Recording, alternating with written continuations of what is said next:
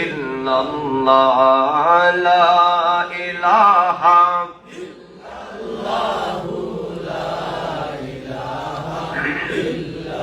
hasbi rabbi jallallah ma fi qalbi ghayrallah bolun hasbi rabbi jallallah ma fi qalbi ghayrallah nur muhammad sallallahu la ilaha illallah subhanallah walhamdulillah la ilaha illallah la ilaha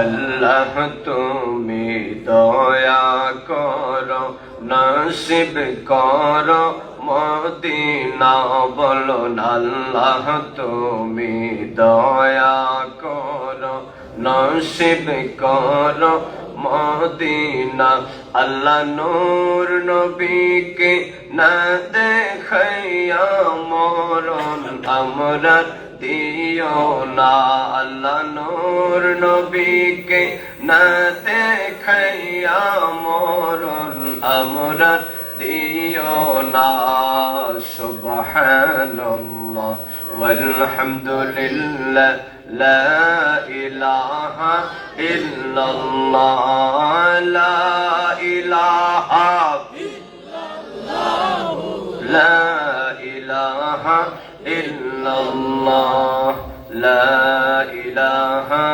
ইল্লাল্লাহ মুহাম্মাদুর রাসূলুল্লাহ সাল্লাল্লাহু আলাইহি ওয়াসাল্লাম। সকলে চক্ষু বন্ধ করে কলবের দিকে খেয়াল করে গভীর রাত মহান আল্লাহ পাকের দয়া এবং রহমত পাওয়ার আশায় জীবনের গুনাহগুলো যেন আল্লাহ পাক মাফ করে আমলনামাকে যেন ধুয়ে মুছে পাক আর সাফ বানিয়ে দেন, এই নিয়তে সকলে একই সুরে একই আওয়াজে একটু ইসমেজাত আল্লাহ আল্লাহ আল্লাহ আল্লাহ আল্লাহ আল্লাহ আল্লাহ আল্লাহ আল্লাহ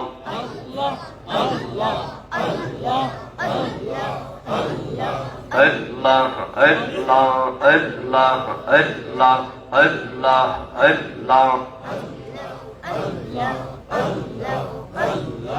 আল্লাহ আল্লাহ নবী নবী বলে আমরা ঘুমাসে না নয়নে আমরা রে ভুলি বাগ নবীজিকে মনে আল্লাহ আল্লাহ আল্লাহ আল্লাহ। মাইক ভিতরে বেশি বাড়াইও না, ঠিক ছিল তো, ভিতরে কমাই দাও। আল্লাহ আল্লাহ আল্লাহ আল্লাহ আল্লাহ আল্লাহ নবী নবী বলে আমরা ঘুমাসে না নয়নে নবী নবী বলে আমরা ঘুমাসে না নয়নে আমরা রে ভুলি বাগ নবীজিকে বনে আল্লাহ আল্লাহ আল্লাহ আল্লাহ আল্লাহ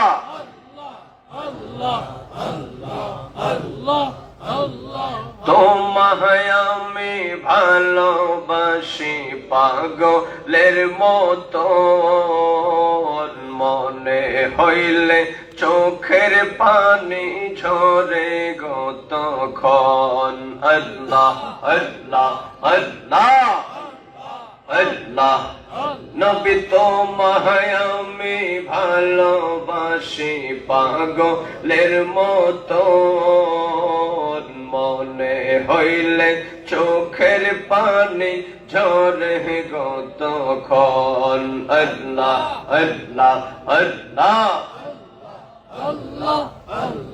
লোক সমাজে যে যাইব লোক ছাড়ব না প্রেম জীবনে গ্রামের লোক যে যাইব লোক ছাড়ব না প্রেম জীবনে আমরা রে ভুলি বাগ নবীজিকে মনে আল্লাহ আল্লাহ আল্লাহ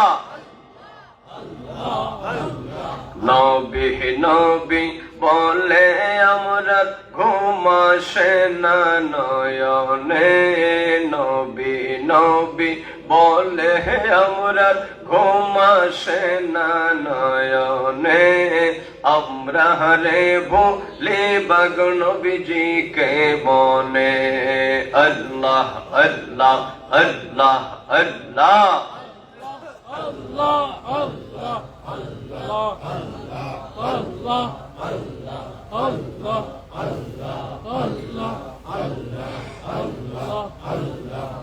Allah, Allah, Allah, Allah, Allah, Allah, Allah, Allah, Allah.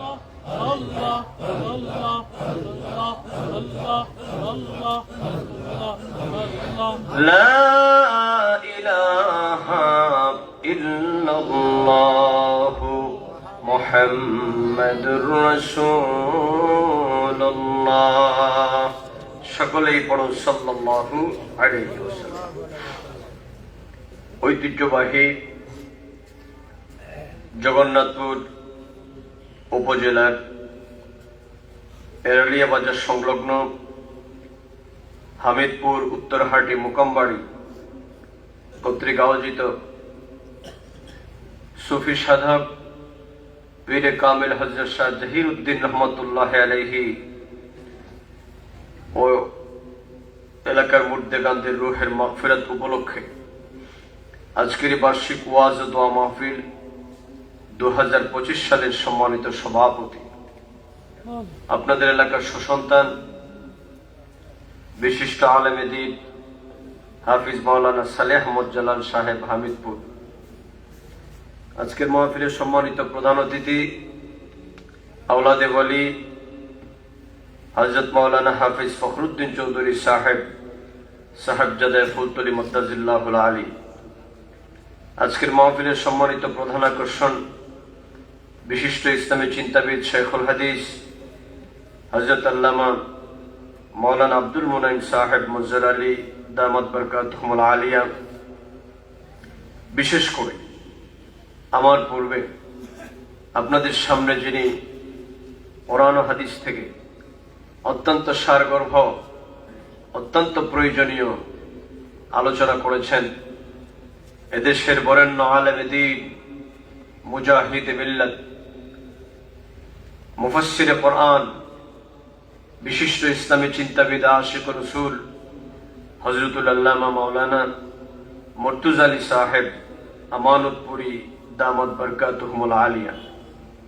তাকরীর পেশ করেছেন এই জগন্নাথপুরের গৌরব হযরত মাওলানা তারিফ উদ্দিন সাহেব, অধ্যক্ষ তাফসীরুল কোরআন আলিম মাদ্রাসা দক্ষিণ সুরমা সিলেট, হযরত মাওলানা ইসমাইল হোসেন সিরাজি সাহেব রংপুরি, হযরত মাওলানা ইকবাল হোসেন চৌধুরী সাহেব সুপার, হযরত আবু বকর সিদ্দিক রাদিয়াল্লাহু আনহু দাখিল মাদ্রাসা। বিশেষ করে আপনাদের সামনে উপস্থিত আছেন আপনাদের ঐতিহ্যবাহী হামিদপুর জামে মসজিদের সম্মানিত ইমাম ও খতিব, উদীয়মান তরুণ ইসলামী চিন্তাবিদ আশিকুর রাসূল হযরত মাওলানা সাফওয়ান আহমদ জাদু সাহেব সহ দিগর উলামায়ে কেরাম। আমার ডান পাশে বসা আমার ভাইজান জনাব আরিফ আহমদ সাহেব সহ দিগর উলামায়ে কেরাম, মুরব্বিয়ান ইসলাম, যুবক বন্ধুরা, কচি কাঁচা মাসুম বাচ্চারা, স্কুল কলেজ মাদ্রাসা বিশ্ববিদ্যালয়তে অধ্যয়নরত আমার প্রাণপ্রিয় ছাত্র ভাইয়েরা, পর্দানিসীন আবেদা সালেহা অত্যন্ত সম্মানিতা মা এবং বোনেরা, সর্বস্তরের ইসলাম প্রিয় মুসলিম জনতা, রাহিমানি ও রাহিমাকুমুল্লাহ। মহান আল্লাহ পাক জাল্লা শানুহু আম্মা নাবালুহুর পাক শাহী দরবারে অত্যন্ত বিনয়বনত চিত্তে শুকর গুজার করে মহব্বতে উঁচু আওয়াজে পড়ছি আলহামদুলিল্লাহ। মহান আল্লাহ পাক যে আজকে একজন আল্লাহর মাহবুব বান্দার স্মরণে এই আজিমুস শান মাহফিলে গভীর রাতে এই জান্নাতের বাগানে আমাদেরকে আসার এবং বসার, কিছু কথা বলার এবং শোনার তৌফিকটুকু দান করেছেন। এজন্য আপনারা বেজান না খুশি? অল্প নাকি বেশি? তাহলে সে কায়দায় সকলেই পড়েন আলহামদুলিল্লাহ। যদিও স্থান সংকুলন হচ্ছে না, অসংখ্য জনতা এখানে আপনারা দাঁড়িয়ে আছেন। আপনারা যারা আছেন একটু চেষ্টা করবেন ফাঁকে ফাঁকে একটু চাপাচাপি হলো আপনারা বসে যাবেন। আমরা বেশিক্ষণ দেরি করব না ইনশাআল্লাহ। একটার মধ্যেই আমাদের আলোচনা সমাপ্ত করে মিলাদ কিয়াম আদায় করে আমরা একসাথে বিদায় নিব বলেন ইনশাআল্লাহ। সম্মানিত সুধী, আমাকে বলা হয়েছে শানে রিসালাত সম্পর্কে আপনাদের সামনে কিছু কথা বলার জন্য। বিষয়টা বর্তমান সময় এবং প্রেক্ষাপটে খুবই গুরুত্বপূর্ণ। প্রথমে একটি কথা বলতে চাই, শানে রিসালাত মানে হচ্ছে আমাদের নবীজি, আমাদের নবী, নূর নবী, হায়াতুন নবী, জিন্দা নবী, শাফাআতের কান্ডারি নবী, আশরাফুল আম্বিয়া ওয়াল মুরসালিন মুহাম্মাদুর রাসূলুল্লাহ সাল্লাল্লাহু আলাইহি ওয়াসাল্লামের অতুলনীয় শান মান মহামর্যাদা, এটাই হচ্ছে শানে রিসালাত। এখানে আরেকটি কথা আপনাদেরকে বলতে চাই, এই পৃথিবীতে মহান আল্লাহ পাকের কোনো তুলনা নাই। আমরা যারা আহলুস সুন্নাত ওয়াল জামাতের আকীদা বিশ্বাসী সুন্নি জনতা, আপনারা কথা বুঝে থাকলে জবাব দেন, আমরা কি মুসলমান? সুন্নি মুসলমান। আপনারা সুন্নি মুসলমান আছে তো? আমাদের পরিচয়টা স্পষ্ট, আমরা আকীদা বিশ্বাসে সুন্নি, আহলুস সুন্নাত ওয়াল জামাত। এটি হচ্ছে একমাত্র, শুধুমাত্র, কেবলমাত্র মহান আল্লাহ এবং রসুলের প্রদর্শিত নির্দেশিত রাস্তা, পথ এবং মত, যেটাই হচ্ছে জান্নাতের পথ। ডান হাত তুলে বলেন ঠিক কিনা? আপনারা সেই পথ এবং মতকে অনুসরণ করতে চান কিনা? মহব্বতের সাথে কথাগুলো শোনেন। আমরা যারা আহলুস সুন্নাত ওয়াল জামাতের অনুসারী,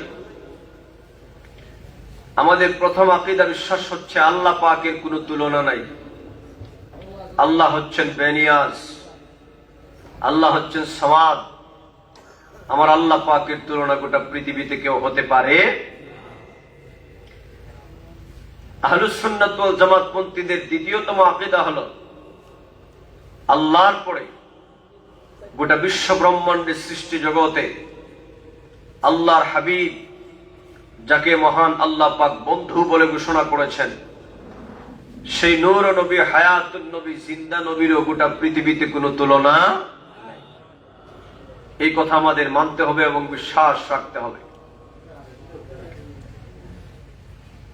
আল্লাহ পাক যেমন অতুলনীয়, আল্লাহর পরে সৃষ্টি জগতে কবি বলছেন বাদাজ খুদা বুজুর্গতে কিসসা মুখতাসার, আল্লাহর পরে আপনার সম্মান মর্যাদা, আর এটাই হচ্ছে সংক্ষিপ্ত কথা। কিন্তু অত্যন্ত দুঃখজনক হলো সত্য কথা, যেই নবীর শান মান আজমতকে মহান আল্লাহ পাক চিরবুলন্দ করেছেন, আমার স্বাধীন সোনার বাংলাদেশে এক শ্রেণীর মৌলানা সাহেবদের এগুলো সহ্য হয় না। কথা কন না? আমি শুনেছি আমাদের আল্লামা আমানতপুরী সাহেব হুজুর খুব সুন্দর কিছু কথা বলেছেন। বাংলাদেশে মৌলানা সাহেবদের তো অভাব নাই, দলের কোনো অভাব নাই, কিন্তু আমরা দেখতে পাই আল্লাহর হাবিবের শান মান আজমতের কথা শুনলে বাংলাদেশের এক শ্রেণীর মৌলানা সাহেবদের চেহারা বেজার হয়ে যায়। ঠিকটাও তো ঠিক মতো বললেন না। আপনারা যেই রকম ঠিক বলছেন, মনে হচ্ছে বক্তৃতা করছি আমি, আর ভয় পাচ্ছেন আপনারা। সুন্নি মুসলমান তো এত ভীত হলে হবে না রে ভাই। পরিস্থিতি যত কঠিনই হোক, আল্লাহ এবং রসুলের পক্ষে থাকার প্রয়োজন আছে না নাই?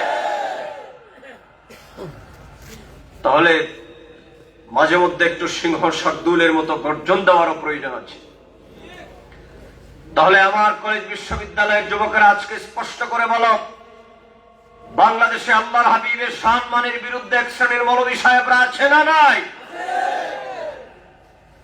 এদেরকে কি মানা যাবে? এদের কথা কি শোনা যাবে?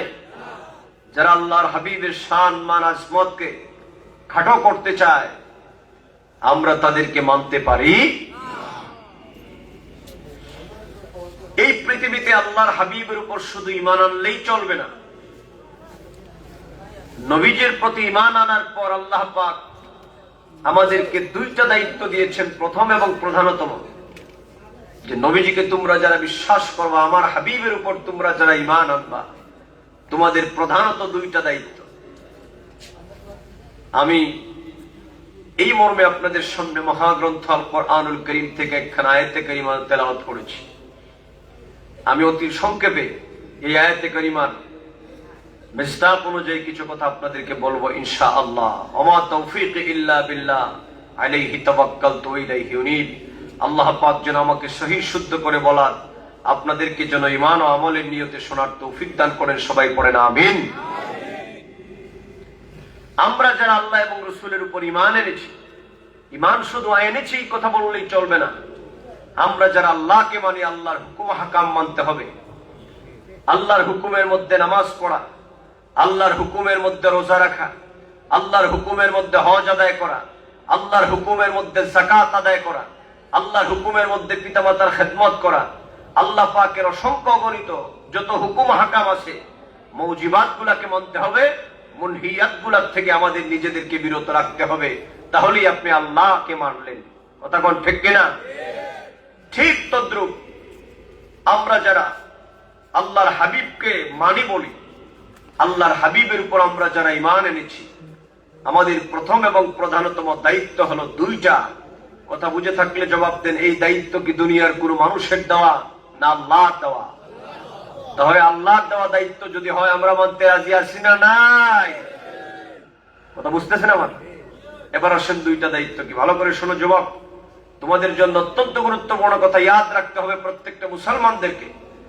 আমার কলেজ বিশ্ববিদ্যালয়ের ছাত্রদেরকে আজকে ডিরেল করা হচ্ছে, লাইনচ্যুত করার হাজার উপায় তারা চালানো হচ্ছে। অতএব আল্লাহর হাবিবের সম্মান সংক্ষিপ্ত ভাবে হলো একটু শুনে যাও, বাড়িতে গিয়ে চিন্তা করবা নবীর পক্ষে থাকার প্রয়োজন আছে না নাই। আমরা যারা পৃথিবীতে আল্লাহ পাককে মানি, আল্লাহ পাককে শুধু মানলেই চলবে না, আল্লাহ পাকের হুকুম আহকামকে মানতে হবে। আর যারা আমরা আল্লাহ পাকের হাবিব নূর নবী, হায়াতুন নবী, জিন্দা নবী মুহাম্মদুর রাসূলুল্লাহকে আমরা মানি, আল্লাহ পাক বলেন ও পৃথিবীর মানব সম্প্রদায়, আমার বন্ধু নবীর উপর ঈমান এনেছি কথা বললেই চলবে না। আমার বন্ধু নবীর উপর তোমরা যারা ঈমান এনেছো, তোমাদের দায়িত্ব হলো প্রথমত দুইটা। কি দায়িত্ব? রব্বুল আলামিন আল্লাহ পাক বলেন, বান্দা শুনে রাখো, فالذين آمنوا به وعزروه ونصروه।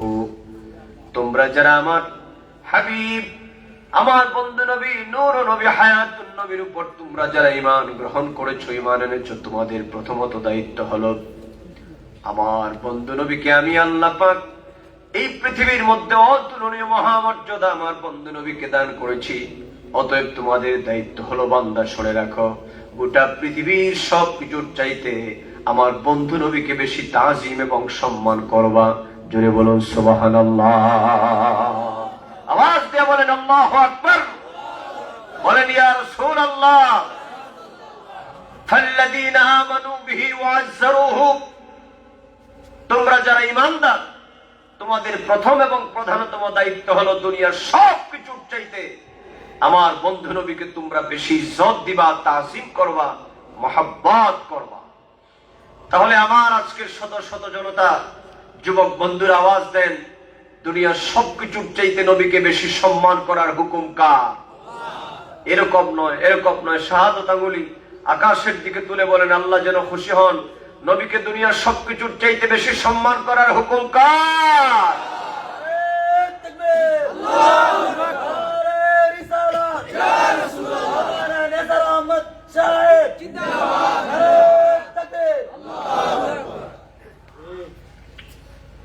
অতএব আজকের মাহফিলের প্রথম কথা, নবীকে সম্মান এবং তাজিম করা দুনিয়ার কোন মোল্লা মৌলবীর ফতোয়া নয়। আমার দয়াল নবীকে সম্মান করার হুকুম হচ্ছে আমার।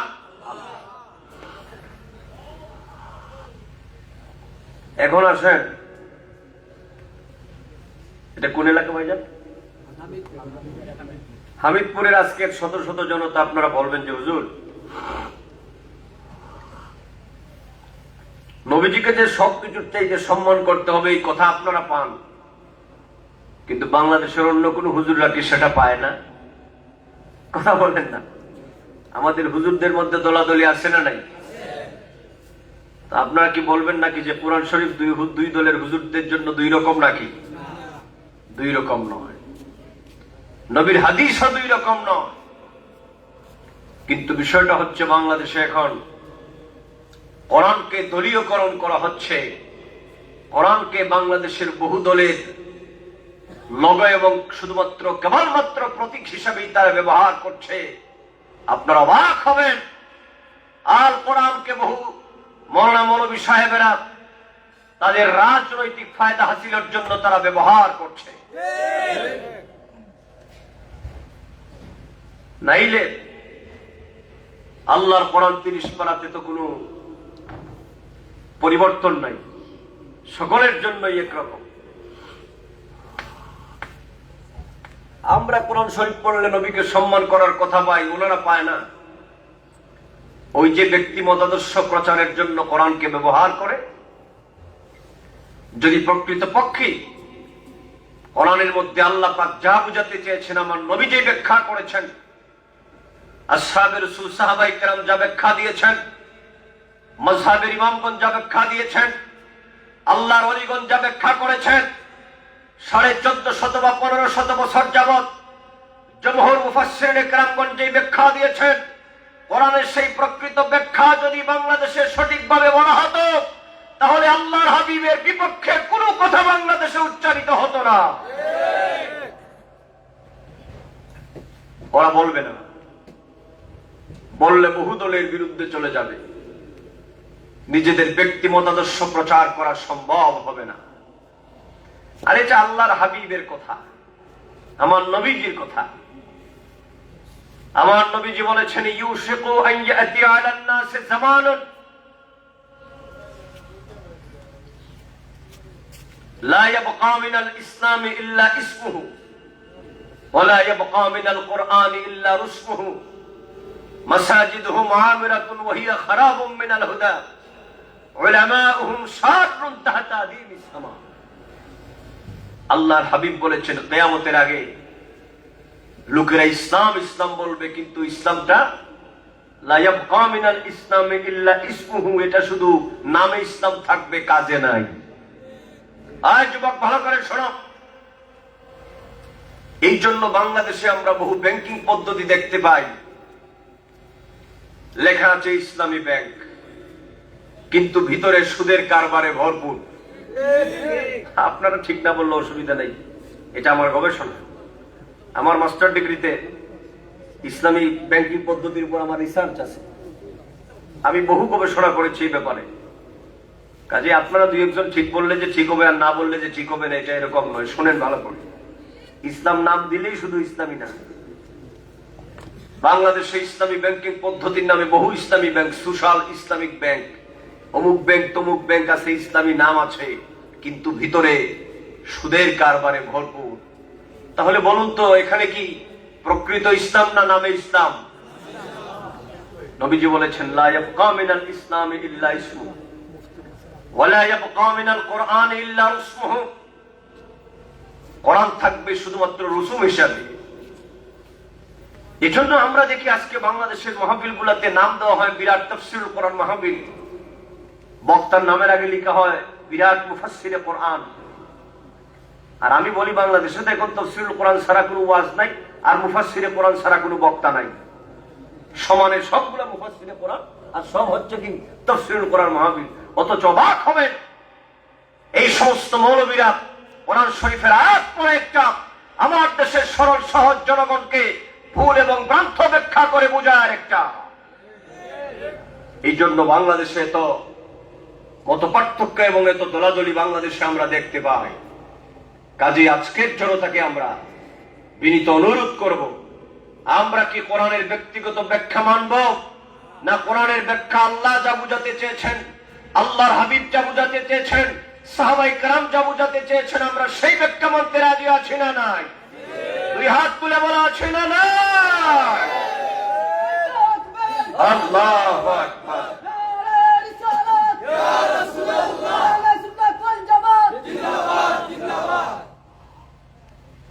কোরআন সুন্নাহর আলো,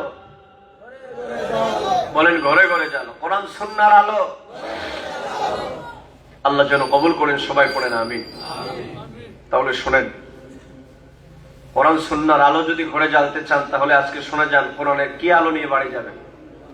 কোরআনে আল্লাহর হাবিবকে শুধু মানলেই চলবে না, আল্লাহর হাবিবের উপর ঈমান আনার সাথে সাথে আমার নবীকে সম্মান করতে হবে।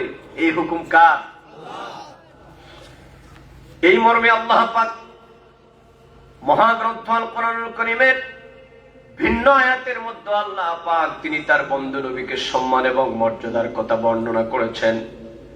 আমার জগন্নাথপুরের জনগণ ও যুবক বন্ধুরা, মুরব্বী বাবাজিরা, পর্দানিশীন শ্রদ্ধেয় মা এবং বোনেরা, আল্লাহ পাক তার হাবিবকে এই পৃথিবীর মধ্যে শুধু আল্লাহ পাক প্রেরণই করেন নাই, আল্লাহর হাবিব নূর নবী, হায়াতুন নবী, জিন্দা নবীকে আল্লাহ পাক এই পৃথিবীর মধ্যে প্রেরণ করার পর আল্লাহর হাবিবকে আমরা পাওয়ার পরে নবীজির উপর আমাদের কি দায়িত্ব এবং কর্তব্য, নবীজিকে পাওয়ার পর কি পরিমাণ শ্রদ্ধা এবং সম্মান করা লাগবে, এই মর্মে একটা নয় দুইটা নয়, আপনারা অবাক হবেন আমার জনগণ, একটা দুইটা নয়, আল্লাহ পাক মহাগ্রন্থ আল কোরআনে নবীর তাজিমের ব্যাপারে, সম্মানের ব্যাপারে আল্লাহ পাক 385 খানা আয়াত নাজিল করে দিয়েছেন। কতক্ষণ আয়াত? 385 খানা। এর মধ্যে অপর আয়াতে আল্লাহ পাক বলেন, ইন্না আরসালনাকা শাহিদান ওয়া মুবাশশিরান ওয়া নাযীরা লিতুমিনু বিল্লাহি ওয়া রাসূলিহি ওয়া তুআশশিরুহু ওয়া তুওয়াক্কিরুহু ওয়া তুসাব্বিহুহু বুকরাতান ওয়া আসীলা। জুড়ে বলুন আল্লাহু আকবার, মুহাব্বতে বলুন ইয়া রাসূলুল্লাহ। আল্লাহ পাক বলেন, পৃথিবীর মানব সম্প্রদায়, ও দুনিয়ার মানব সম্প্রদায়, তোমরা যারা আমি আল্লাহ পাককে মানো আর আমার বন্ধু নবী নূর নবী হায়াতুন নবীর উপর তোমরা যারা ঈমান গ্রহণ করেছো, তোমরা শুধু ঈমান আনলেই চলবে না, তোমাদেরকে আমি আল্লাহ পাক বললাম, তোমরা যেহেতু ঈমান এনেছো, তোমাদের প্রথমত দায়িত্ব হলো আমার বন্ধু নবীর ব্যাপারে 3টা। এই আয়াতের মধ্যে বলা হয়েছে 3টা। আল্লাহ পাক বলেন, লিতুমিনু বিল্লাহি ওয়া রাসূলিহি ওয়া তুআযজিরুহু ওয়া তুওয়াক্কিরুহু। আল্লাহ পাক বলেছেন আমার হাবিবের ব্যাপারে 2টা, আমার ব্যাপারে 1টা, মানে আমার হাবিবের প্রতি 2টা দায়িত্ব, কর্তব্য পালন করা লাগবে আর আমার প্রশংসা করা লাগবে সকাল বিকাল, মানে আল্লাহর ইবাদত করা লাগবে। আর আল্লাহ পাক বলেন, তোমরা যারা ঈমানদার, আমার হাবিব নূর নবী মুহাম্মদুর রাসূলুল্লাহ সাল্লাল্লাহু আলাইহি ওয়াসাল্লামকে দুনিয়ার সব কিছুর চাইতে বেশি তাজিম এবং সম্মান করা লাগবে। তাহলে আমার যুবক বন্ধুরা বলেন, আমার মুরব্বী বাবাজিরা, শিক্ষিত সমাজ, ভদ্র সমাজ, ওয়ালিয়ার জনগণ, হামিদনগরের জনগণ, আমার পর্দানিশীন মা বোনেরাও, বাড়ির থেকেও যারা শুনতেছেন, এখানের মধ্যে যারা আছেন, আপনি যে কোনো দলের হন, যে কোনো মতাদর্শের হন, দল চিন্তা করলে চলবে না, কথা মানতে হবে আমার আল্লাহ এবং তার হাবিবের।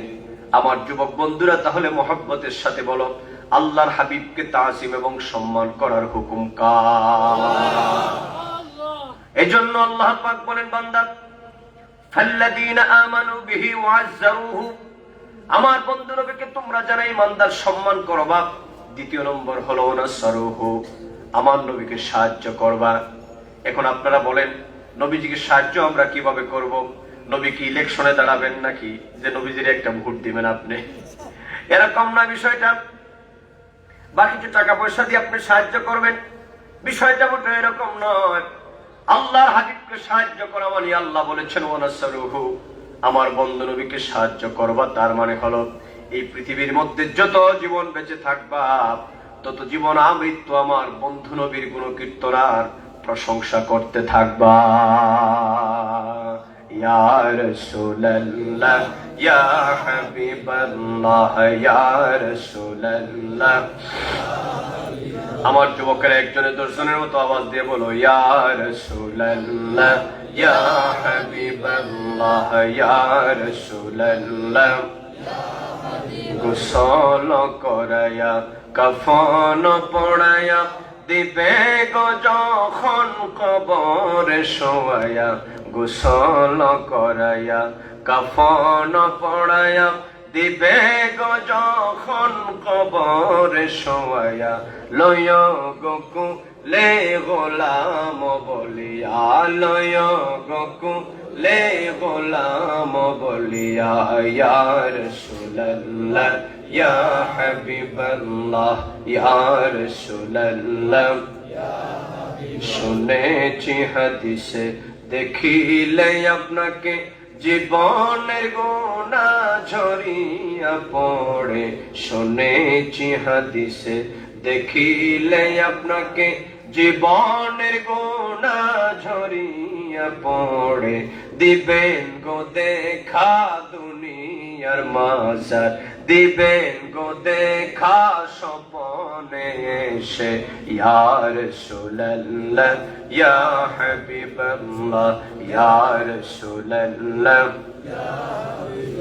মুনকার নাকির আসিয়া সওয়াল করবে বসায়া, দিবেন গো নবী পর্দা উঠাইয়া, করিব সালাম কদম ধরিয়া, করিব সালাম কদম ধরিয়া, ইয়া রাসূলুল্লাহ ইয়া হাবিবাল্লাহ ইয়া রাসূলুল্লাহ। জোরে বলেন মারহাবা ইয়া রাসূলুল্লাহ। তাহলে এতক্ষণ যাবত আপনাদেরকে বুঝাতে চাইলাম, গোটা পৃথিবীতে আমার আল্লাহর পরে যে নবীজির শান আজমত মহামর্যাদা, সেই আল্লাহ পাক তার হাবিবকে যে আল্লাহ পাক সে আজমত দান করেছেন, সে আল্লাহ পাকই তিনি আমাদেরকে নির্দেশ করেছেন, রে বান্দা আমার পরে গোটা পৃথিবীতে সবচাইতে বেশি সম্মান আমার নবীকে করবা। মনে করে বলেন সুবহানাল্লাহ। তাহলে এতটুকু পর্যন্ত কি ক্লিয়ার? নবীকে সম্মান করার হুকুম কার? আল্লাহ। এখন আসেন নবীকে সম্মান কতদূর করতে হবে, নবীজিকে সম্মান করার মিকদার বা মেয়ার কতটুকু, কি পরিমাণ সম্মান তাজিম নবীকে করা দরকার। বাবা প্রশ্ন দাঁড়ায় না, কতটুকু পর্যন্ত আমার নবীকে সম্মান করতে হবে। এখানে আরেকটা কথা বলি, আমরা নবীজির তাজিম এবং সম্মানে নবীকে একটু সালাম দেই। আপনারা সালাম দেন কিনা? আপনারা দেন আর না দেন, আমরা কিন্তু মিলাদ কিয়াম পন্থী মানুষ। আমরা মাশাআল্লাহ, আমি জানি আমরা ইয়া নবী সালাম আলাইকার পক্ষের মানুষ। কথা বলো না, এই যুবক আওয়াজ তো আসতে হবে কেন? আমরা মিলাদ কিয়ামের পক্ষে আছি না নয়? যত জীবন বাঁচবো ইয়া নবী সালাম আলাইকা বলেই বাঁচবো, মরবো ইয়া নবী সালাম আলাইকা বলেই মরবো। এই হোক আমাদের প্রতিজ্ঞা। আমরা যারা একটু নবীকে সালাম দেই, নবীকে সম্মান করে তাজিম করি, এটা তো বাংলাদেশের বহু মৌলানা সাহেবরা বড্ড নারাজ। নবীজির আগমনে খুশি হয়ে আমরা একটু মিলাদুন নবী সাল্লাল্লাহু মাহফিল করি, এটা তো দেখেন নাই? আমাদের জাতীয় মসজিদ বাইতুল মুকাররমের খতিব সাহেবের এটাও সহ্য হয় না। কত যে জ্বালা, জ্বালা সর্বঙ্গে জ্বালা। আমি বলি মৌলানা সাহেব, আপনার এত জ্বলে কা? দুনিয়ার সবকিছুতে আপনার জ্বলে না, নবীর শান শুনলে আপনার জ্বলে, তার মানে আমরা বুঝবো আপনার নসিবটা খারাপ আছে। কথা বলো না, ঠিক কিনা? আপনার নসিবটা something is wrong, something is wrong. কোথাও যেন তোমার একটু সমস্যা আছে, নাইলে তো নবীর বিরুদ্ধে কথা বলার কথা। আমরা নবীকে একটু সালাম দিলে ওরা বলে আমরা নাকি বেদাতি। আরো কত জাতের কত সুন্দর সুন্দর শব্দ ওরা বলে, কয় আমরা নাকি সিন্দি খুঁট, আমরা নাকি জিলাপি খুঁট, আমরা নাকি বিরানি খুঁট। এতে আমরা কিন্তু মোটেও বিচলিত হই না, কারণ আমরা মিলাদ কিয়ামের পরে একটু গরম গরম জিলাপি খাই, গরুর তাবারুক খাই। আমরা বলি ভাই আমাদের কপালে ইয়া নবী সালাম আলাইকাও আছে, সালাম শেষে আল্লাহ পাক আমাদের কপালে গরম গরম বিরানিও রাখে। আর যাদের কপালে সালামও নাই, এদের কপালে বিরানিও। তো মিলাদ কিয়াম যেখানে বিরানি আছে, আপনারা কি বেজার হবেন? বলেন না ইয়া নবী সালাম আলাইকা, যেখানে জিলাপি আছে অসুবিধা কি? তুমিও দাও না সালাম, এক প্যাকেট বিরিয়ানি খাইয়া দাও না। গত বছর মিলাদুন নবীর সময় আমি গিয়েছিলাম ওই গাইবান্ধা, নাম শুনেছেন আপনারা? দুরূদ শরীফে পড়ে না লোকেরা, আমাকে মাহফিলে নিয়েছে, বিরাট তাফসীরুল কোরআন মাহফিল। তা আমরা তো ভাই আমাদের পরিচয় তো স্পষ্ট, আলহামদুলিল্লাহ আপনাদের দোয়ায় সারা বাংলায়, বাংলাদেশের বাহিরে আল্লাহ পাক আমাদেরকে কথা বলার সুযোগ করে দিয়েছেন। আমরা যেখানে যাই আমরা ওই যে গুলানুমার কেহ আমাদের চরিত্র নয়, আমাদের নিজস্বতা, আমাদের স্বকীয়তা বজায় রেখেই আমরা কথা বলি ইনশাআল্লাহ। তো মাহফিল শেষে জিজ্ঞেস করলাম তাবারুক আছে নি? কয় আছে। তো পিছন থেকে মাওলানা সাহেব কয়েকজন দাঁড়াইছে, কয় হুজুর মিলাদ না পইরা আর সিন্নি থেকে মাহরুম হয়ে লাভ নেই, বহু বেদাত বলছি, আজকে একটু গরম তাবারুক খাইয়েই যাই। তো আমরা বলি বেদাত বইলে আপনি এই গরু সিন্নি থেকে কেন আপনি মাহরুম হচ্ছেন? একটু আসেন না, আপনিও করেন, আপনাকে আল্লাহ খাওয়াবেন। কথা কোন ঠিক না? এইরকম কথা বাংলাদেশে বলে কারা? এগুলো তো কাফের মুশরিকরা বলার কথা ছিল। বাজান একটু বিচার করেন আপনারা, বাবা একটু আপনাদের বিবেক কি বলে? নবীর শানে আমি একটু সালাম দিব, এটার বিরোধিতা তো কোনো মুসলমান করার কথা ছিল না। কিন্তু পোড়া কপালে এই জাতি, দুর্ভাগ্য এই জাতি, আজকে দাড়ি টুপি পাঞ্জাবি জুব্বা লাগিয়ে আজকে মাসারের বিরুদ্ধে ফতোয়া দিচ্ছে, আমার নবীর বিরুদ্ধে ফতোয়া দিচ্ছে। আমরা তাদেরকে মানতে পারবো? এবার আসেন, আমরা যারা নবীর রিসালাতের স্লোগান দিলে আমাদেরকে যারা বেদাতি বলে, আমরা যারা নবীকে সালাম দিলে আমাদেরকে যারা বেদাতি বলে, আসুন আমি আপনাদের সামনে ছোট্ট একটা ডকুমেন্ট দেই যে আমরা তো নবীকে শুধু একটু সালাম দেই, কিন্তু আল্লাহর হাবিবের সাহাবায়ে কেরাম যারা ছিলেন, আমার এই ব্যাপারে ছোট্ট একটা লেখনীয় আছে, আমি সেখান থেকে একটু আপনাদেরকে শোনাই দিই। একটা রাওয়ায়াত আমার যেহেতু প্রসঙ্গক্রমে এসেছে আমার মনে পড়ে গেল, আমি একটু বলে দিচ্ছি আপনাদেরকে। আমরা যারা আল্লাহর হাবিবকে সালাম দেই, যাদের সহ্য হয় না, আপনারা যারা নবীজিকে সালাম দিতেই আপনারা এটা মানতে পারেন না, অবাক হবেন আপনারা। আল্লাহর হাবিবের সাহাবায়ে কেরাম যারা ছিলেন, তারা আল্লাহর হাবিবকে কত তাজিম এবং মহব্বত করতেন, সুবহানাল্লাহ বলেন। এজন্য আল্লাহর হাবিব বলেছেন, গো আমার উম্মতেরা, আমার হামিদপুরের জনগণ, এড়ালিয়ার জনগণ, ভালো করে শুনেন। আল্লাহ পাক বলেছেন, আমার বন্ধু নবীকে তাজিম করবা, সম্মান করবা, মহব্বত করবা। কিন্তু নবীজিকে কদ্দুর সম্মান করা লাগবে আর মহব্বত করা লাগবে আমরা জানি না। এজন্য আল্লাহর হাবিব নূর নবী, হায়াতুন নবী, জিন্দা নবী বলেন, উম্মত আমার মহব্বত এবং ভালোবাসা তোমরা যদি শিখতে চাও, তোমরা যদি তার বাস্তব প্রমাণ পেতে চাও, তাহলে আমার আসহাব যারা, আমার সাহাবায়ে কেরাম যারা, তাদেরকে তোমরা অনুসরণ করো। যুবক বন্ধুরা ভালো করে শোনো, নবীজির প্রেম প্রীতি মহব্বত কারে বলে? ও আমার যুবক বন্ধুরা, মুরব্বী বাবাজিরা, নবীজির প্রেম প্রীতি ভালোবাসা শিকার জন্য আল্লাহর হাবিব বলেছেন, আমার সাহাবীদেরকে অনুসরণ করো। কারণ হলো আল্লাহর হাবিব নূর নবী বলেন, সাবিকান নুজুম বিআইয়িহিম ইক্তাদাইতুম ইহতাদাইতুম। আমার এক একজন সাহাবী হলো আকাশের তারকা তুল্য। তোমরা যদি হেদায়েতের জন্য কাউকে যদি তোমরা অনুসরণ করো, আমার লক্ষাধিক সাহাবায়ে কেরামের মধ্যে যে কোনো একজনকে যদি তোমরা অনুসরণ করতে পারো, আল্লাহ পাক তোমাদের জন্য হেদায়েতের রাস্তা পরিষ্কার করে দিবেন। এখন আরেকটা প্রশ্ন আসতে পারে, যদি আপনারা প্রশ্ন করেন, মাওলানা সাহেব, মুফতি সাহেব, নবীজির ভালোবাসা শেখার জন্য আল্লাহ পাকের বন্ধু নবী কেন সাহাবায়ে কেরামদেরকে বললেন? তিনি তো বলতে পারতেন অমুক মাওলানা সাহেবদের অনুসরণ করো, কথা বলেন ঠিক কিনা? বলতে পারতেন অমুকের অনুসরণ করো, অমুকের অনুসরণ করো, কিন্তু নবীজি কেন বললেন আমার সাহাবায়ে কেরামদের অনুসরণ করো? তার কারণটা কি জানেননি? আমার আলেম ভাইয়েরা এখানের মধ্যে আছেন, নবীজি কেন সাহাবায়ে কেরামদের কথা বললেন?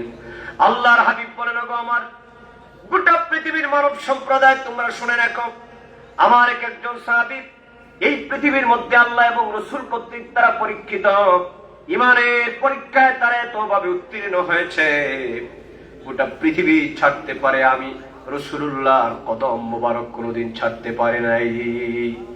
এজন্য আল্লাহর হাবিব বলেন, দুনিয়ার সব কিছু, দুনিয়ার সব মানুষের ঈমান নড়বড়ে হতে পারে, কিন্তু আমার সাহাবায়ে কেরামদের ঈমানের কেমন তোমরা জানোনি?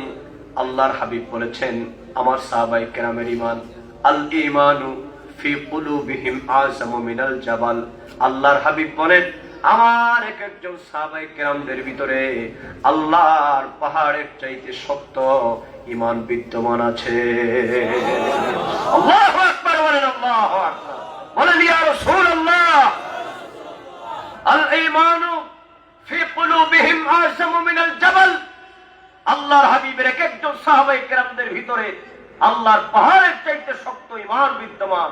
পাহাড় চিনেন তো? ওয়াল জিবাল আওতাদা, যেটাকে আল্লাহ পাক জমিনের পিলার বানিয়েছেন। আচ্ছা বলেন তো, আপনি যদি পাহাড়ের গায়ে ধাক্কা দেন, পাহাড় নড়বে না আপনার হাত ভাঙবে? এই যে আমাদের ওই দিকে গেলে সুনামগঞ্জের দিকে, আমি গত পরশুদিন ছিলাম মেঘালয়ের পাশে, পরশুদিনের আগের দিন মেঘালয়ের পাশে একদম ভারতের সীমান্তবর্তী বিরাট বিরাট পাহাড়। যেই সম পরিমাণ পাহাড়, আপনি চাইলে একেবারে ওই রকম মনে হবে যে আসমানের চূড়া ছুঁইতে পারতেছে। যদি আপনি মেঘালয় পাহাড়কে গিয়ে ধাক্কা দেন, বেটা ভারতের পাহাড় আমার দেশের সীমান্তে থাকবে কেন? সব জগন্নাথপুরের জনগণ, সুনামগঞ্জের জনগণ, আমরা বাংলাদেশের সব জনগণ গিয়া যদি পাথর পাহাড়ের মধ্যে লাথি দেওয়া শুরু করি, পাহাড় ভাঙবে না আপনার আমার ঠ্যাং ভাঙবে? কথা বলেন না? তার মানে পাহাড় নড়ানো সম্ভব। ঠিক তদ্রূপ মাশাআল্লাহ। ভাই একটু দয়া করে আপনারা একটু সামনের দিকে চলে আসেন। আমাদের যে বলতেছে, আপনারা কেউ কথা বলবেন না, আমি বলে দিচ্ছি। আলহামদুলিল্লাহ, আলহামদুলিল্লাহ, আল্লাহ পাকের অসুবিধা নাই। একটু সামনের দিকে আসেন বাজান, বাবাজি একটু সামনের দিকে আসেন। আমাদের অসংখ্য জনতা, এই পরিমাণ জনতা এসেছেন যে আমরা জায়গা দেওয়া সম্ভব হচ্ছে না। একটু দয়া করে সামনের দিকে আসেন, আর একটু জিকির করেন লা ইলাহা ইল্লাল্লাহ। একটু নড়ে বসেন, একটু সামান্য নড়ে বসেন।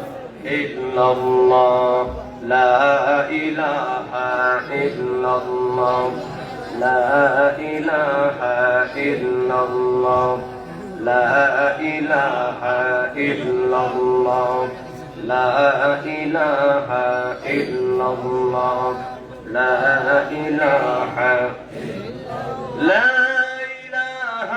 ইল্লাল্লাহ মুহাম্মাদুর রাসূলুল্লাহ সাল্লাল্লাহু আলাইহি ওয়াসাল্লাম।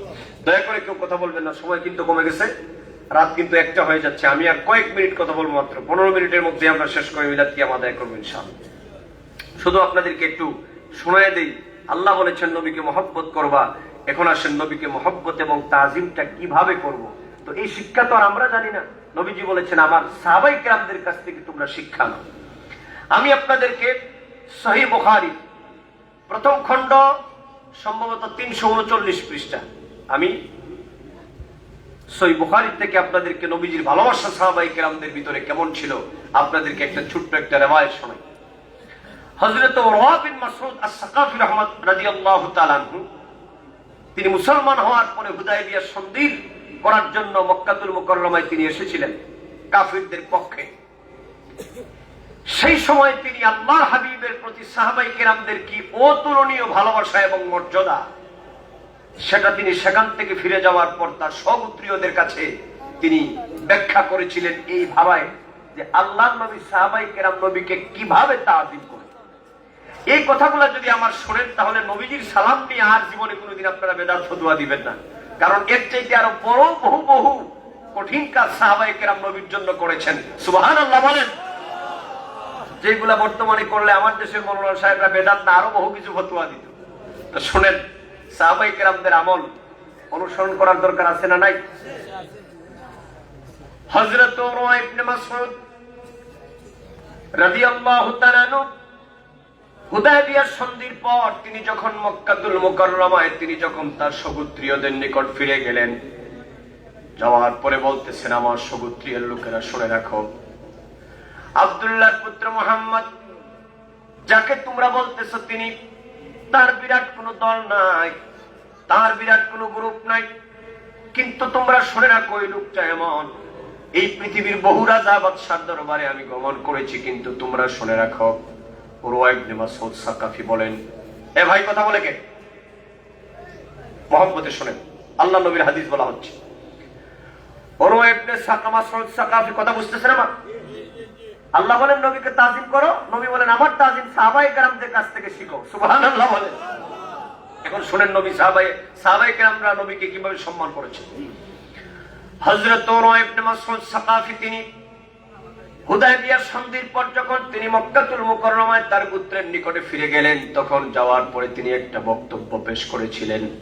ওই বক্তব্যটা সহিহ বুখারীর মধ্যে এসেছে। আমার বাবাজিরা, উরওয়া ইবনে মাসউদ সাকাফি তিনি বলেন, ওয়াল্লাহি লাকাদ ওয়াফাততু আলাল মুলুকি ওয়া ওয়াফাততু আলা কায়সারা ওয়া কিসরা ওয়ান নাজ্জাশী। কয় দুনিয়ার মানব সম্প্রদায় শুনে রাখো, আমি এই পৃথিবীর বহু বড় বড় রাজা বাদশার দরবারে আমি গিয়েছি। কাসরা, কায়সারা, নাজ্জাশী, ওরা ছিল তৎকালীন যুগের সবচেয়ে বড় বড় রাজা এবং বাদশা। উরওয়া ইবনে মাসউদ সাকাফি তিনি বলেছেন, আমি এমন এমন বহু দরবারের মধ্যে গিয়েছি রে আমার জনগণ, কিন্তু আল্লাহে, আল্লাহ পাকের কসম দিয়ে বলি, ইন রাআইতু মালিকান আত্তু ইউআজ্জিমুহু আসহাবুহু মা ইউআজ্জিমু আসহাবু মুহাম্মাদিন সাল্লাল্লাহু আলাইহি ওয়াসাল্লাম মুহাম্মাদান। উরওয়া ইবনে মাসউদ সাকাফি বলেন, আল্লাহর কসম দিয়ে বলি রে আমার জাতিরা, যে আল্লাহ পাকের কুদরতি হাতে আমি উরওয়া ইবনে মাসউদ সাকাফির প্রাণ, আমি পৃথিবীর কিসরা এবং কায়সারা, নাজ্জাশীর মতো বহু বড় বড় রাজ দরবারে গিয়েছি, কিন্তু আল্লাহর হাবিবের সাহাবায়ে কেরামগণ আল্লাহর হাবিবকে যেই পরিমাণ সম্মান করে, তাজিম করে, মোহব্বত করে, আমি গোটা পৃথিবীতে কোনো বৃত্ত প্রজারা তার রাজাকে, তার মুরিবকে তো সম্মান করতে দেখি নাই। আল্লাহু আকবার, আল্লাহু আকবার। তিনি বলেছেন, আমি গোটা পৃথিবীতে আর কোন রাজা বাদশা, আর কোন আমির উমরাকে আমি দেখি নাই যে তার বৃত্ত, তার প্রজারা এত সম্মান করে, যে সম্মান মা ইউআজ্জিমু আসহাবু মুহাম্মাদিন সাল্লাল্লাহু আলাইহি ওয়াসাল্লাম মুহাম্মাদান, যে সম্মান নবী সাহাবায়ে কেরামগণ নবীকে করে, এমন সম্মান গোটা পৃথিবীতে আর আমি কোন মানুষকে করতে দেখি নাই। এবার আসেন কিভাবে তারা সম্মান করত, তিনি ডিটেইল বর্ণনা করেছেন সম্মান কিভাবে করত। উরওয়া ইবনে মাসউদ সাকাফি বলেন, কয় শোনো, আমি কিছুক্ষণ ছিলাম ওনাদের সামনে। ও আমার সগোত্রীয় লোকেরা, আমার জাতিরা, তোমরা শুনে রাখো, আমি কিছুক্ষণ সময় ছিলাম মুহাম্মদ সাল্লাল্লাহু আলাইহি ওয়াসাল্লামের দরবারে আমি ছিলাম। থাকার পরে আমি দেখতে পেলাম, আল্লাহ, বুখারীর বর্ণনা, তিনি বারবার কসম করছেন আল্লাহ। তার মানে কি, একটা কথার পিছনে বারবার যখন আল্লাহ বলা হচ্ছে, মানে তিনি কথাটাকে এত গুরুত্ব দিয়ে বোঝাতে চাচ্ছেন, এবং এই কথার মধ্যে বিন্দু পরিমাণ কোনো সন্দেহ, কোনো কি নাই, অবকাশ নাই। বুখারী রওয়ায়াতে এসেছে, তিনি এই কথা বলার পরে আবার তিনি বললেন, আল্লাহ, খোদার কসম। উরওয়া ইবনে মাসউদ রাদিয়াল্লাহু তাআলা বলেছেন, আল্লাহর কসম, শুনে রাখো। কয়, আল্লাহে, শুনে রাখো তোমরা কিভাবে নবী সাহাবায়ে কেরাম নবীকে সম্মান করে। ইন তানাখামা নুখামাতান ইল্লা ওয়াকাত ফি কাফি রাজুলিন মিনহুম ফাদাল্লাকা বিহা ওয়াজহাহু ওয়া জিলদাহু। কয়, শুনে রাখো রে আমার সগোত্রীয় লোকেরা, আল্লাহর হাবিব যখন কথাবার্তা বলার মধ্য দিয়ে, ও আমার হামিদনগরের জনগণ, ও যুবক রে, মনোযোগ দিয়ে শুনে যাও, আমি নেশার আমাদের কথা নয়, এড়ালিয়ার জনগণ, আমি ওদম গুনাহগারের কথা নয়। আল্লাহর হাবিবের তাজিম মোহাব্বত কিভাবে হবে, আল্লাহর হাবিবের সাহাবায়ে কেরামদের জবান থেকে শুনে যাও। উরওয়া ইবনে মাসউদ সাকাফি বলেন, ও আমার দলের লোকেরা, শুনে রাখো, আমি ছিলাম নবীজির দরবারে কিছু সময় দাঁড়ায়। নবীজি কথা বলার মধ্যেখানে হঠাৎ করে একবার তিনি থুতু মুবারক ফেললেন। ওয়াল্লাহি ইন তানাখামা নুখামাতান ইল্লা ওয়াকাত ফি কাফি রাজুলিন মিনহুম ফাদাল্লাকা বিহা ওয়াজহাহু ওয়া জিলদাহু। আল্লাহু আকবার বলো। কয়, আমি ছিলাম, এমন সময় আমি দেখতে পেলাম আল্লাহর হাবিব তিনি থুতু মুবারক ফেলতেছেন। সুবহানাল্লাহ বলেন না, কি ফেলতেছেন? কয়, যখন তিনি থুতু মুবারক ফেলবেন, খোদার কসম দিয়ে বলি, লোকেরা এমন ভাবে তাদের হাতটা পেতে দিল, নবীজির থুতু মুবারকটা জমিনে পড়তে পারে নাই, সাহাবায়ে কেরামদের মধ্যে যে কোনো একজনের হাতের মধ্যে সেটা পড়েছে। হয় শুধু হাতের মধ্যেই পড়ে নাই, ফাদাল্লাকা বিহা জিলদাহু ওয়াজহাহু ওয়া জিলদাহু, কয় জানো রে আমার গোত্রের লোকে নবীজির সাহাবায়ে কেরাম নবীকে কেমন ভাবে ভালোবাসেন। কয় শোনো তোমরা নবীর মহব্বত কিভাবে করতে হয় আমি দেখে এসেছি। কয় নবীজি যখন থুতু মোবারকটা ফেললেন সাহাবায়ে কেরামদের হাতের মধ্যে পড়েছে। কয় সেটা তারা কাপড়ে মালিশ করে নাই, সেটা তাদের চেহারা এবং মুখমণ্ডল এবং তাদের সারাটা শরীরের মধ্যে নবীজির থুতু মুবারক বরকত মনে করে তারা মালিশ করে দিয়েছে। আল্লাহু আকবার, বলো আল্লাহু আকবার। তাহলে আমার যুবকেরা বলো, নবীজির থুতু মুবারক দুনিয়ার কোন সাধারণ মানুষ নয়, সাহাবায়ে কেরামগণ, যে সাহাবায়ে কেরামদের ব্যাপারে আল্লাহ পাক বলেছেন রাদিয়াল্লাহু আনহুম ওয়া রাদওয়ান, যাদের উপরে আমার আল্লাহ পাক খুশি এবং রাজি, আর যারা আল্লাহ পাকের উপর খুশি এবং রাজি। এবার আপনারা বলেন এটা কোন ফতুয়ার ভিত্তিতে হলো যে নবীজির থুতু মুবারক হাতের মধ্যে নিল এবং তাদের চেহারা এবং মুখমণ্ডলের মধ্যে তারা মাসেও করলো? আমাদের বাংলাদেশের জনগণ, বাংলাদেশের ওই হাইব্রিড মৌলবীরা আর মুফাসসিরে কোরআন যদি হয় তাহলে বলবে এটা মারাত্মক শিরক আর বেদাতের কাম করছে। কথা ঠিক কিনা? যেখানে আমরা নবীকে সালাম দিলেই শিরক আর বেদাত বলে। কথা কি বুঝতেছেন আপনারা? This is the point, this is the turning point. ভালো করে বুঝেন, নবীজি থুতু মুবারক মাটিতে পড়তে দেন নাই, এটাকে লুফে নিয়েছেন, চেহারা মুবারকে মালিশ করেছেন, শরীরের মধ্যে মালিশ করেছেন। এটা কি তাজিম সম্মান থাকলে হয় না না থাকলে হয়? কথা বলেন না। এটা কি নবীর প্রতি মহব্বত থাকলে হয় না না থাকলে হয়? তো কতটুকু মহব্বত থাকলে হয়? যেখানে নবীজি থুতু মুবারক মাটিতে ফেলতে দেন নাই, ওনারা সেটাকে চেহারার মধ্যে মালিশ করেছে। আমার বাংলাদেশে এরকম ঘটনা হলে যদি ওরা ওই যুগে থাকতো তাইলে কোন ফতুয়া জানি দিয়ে বসতো। কথা ঠিক কিনা? যেখানে ওনারা আমার নবীর সালামি তাদের সহ্য হয়। শুনেন, শুধু তাই নয়, উরওয়া ইবনে মাসউদ আস-সাকাফি তিনি বলেছেন, কয় শোনো, শুধু তাই নয়, আরো আছে। কয় কি আছে? কয় ওয়া ইদা আমারহুম ইবতাদাউ আমারহু, কয় তিনি যখন কোনো কিছুর জন্য অর্ডার করেন, ও আমার গোত্রের লোকেরা তোমরা মুহাম্মদ সাল্লাল্লাহু আলাইহি ওয়াসাল্লামের সাথে যুদ্ধ করে পারবে না, সন্ধি করে নাও। কারণ কি জানো নি? কারণ আল্লাহর হাবিব তিনি যখন কোনো জিনিসের জন্য অর্ডার করেন, এই অর্ডার পালন করার জন্য কে কার আগে নবীজির আদেশ পালন করবে তাদের মধ্যে মারামারি লেগে যায়। মানে এমন প্রতিজা মনে হয় যেন মারামারি যে আমি করবো সেটা আগে। নবী আদেশ করেছেন, অতএব তোমরা যারা চিন্তা করতেছ সাহাবায়ে কেরামরা নবীর জন্য জান প্রাণ দিয়ে দিবে, একটা ময়দান থেকে পালাবে, যার বাস্তব প্রমাণ আমরা দেখি কি বদরের যুদ্ধে নবীজি যখন মাত্র কয়েকজন সাহাবায়ে কেরামদেরকে বললেন বদরের প্রান্তরে ফিরে আসবা, সাহাবায়ে কেরামগণ বলে হুজুর যেদিন থেকে আপনি রাসূলুল্লাহর প্রতি ঈমান এনেছি সেদিন থেকে জীবন যৌবন সব আমরা ওয়াকফ করে দিয়েছি, জীবন চলে যাবে, আপনি নবীর কদম ছাড়বো। উরওয়া ইবনে মাসউদ সাকাফি বলে পারবা না তোমরা, এই হচ্ছে অবস্থা। এরপরে কয় শুনে রাখো, ইদা তাওয়াদ্দা কাদু ইয়াক্তাতিলুনা আলা ওযুহি, কয় তিনি যখন ওযু করেন, ওই ওযু মুবারক করার সময় তিনি যখন হাত মুবারক ধৌত করেন, পা মুবারক ধৌত করেন, জগন্নাথপুরের জনগণ, এড়ালিয়ার জনগণ ভালো করে শোনেন, যে সমস্ত মৌলভী সাহেবরা বেদাত ফতোয়া দেয় তাদের কথা শুনবেন না, নবীর মহব্বত কারে বলে শোনেন। উরওয়া ইবনে মাসউদ সাকাফি বলেন, কয় আমার জনগণ আমি দেখতে পেলাম নবীজি যখন তিনি ওযু মুবারক করেন, মানে নবীজি কুলি মুবারক করেছেন, তো ওযুর মধ্যে কুলি করার পরে কি গিলে ফেলেন না? এটা ফেলেন, কোনটা কথা বলেন না, মানে ফেলে দেন, তার মানে একটু অবশিষ্ট পানি আছে। এবার আপনি হাত মুখমণ্ডল ধৌত করলেন, আপনি ফেলেন, এটা কার থেকে শিখেছেন? নবীজির কাছ থেকে শিখেছেন। নবীজি ওযু মুবারক করেছেন, মুখমণ্ডল ধৌত করা পানি, নবীজির হাত মুবারক ধৌত করা পানি, নবীজির নূরানি কদম মুবারক ধৌত করা পানি।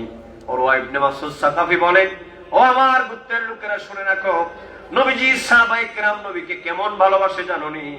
ওই ওযুর পানিটা পর্যন্ত তারা জমিনে ফেলতে দেয় না।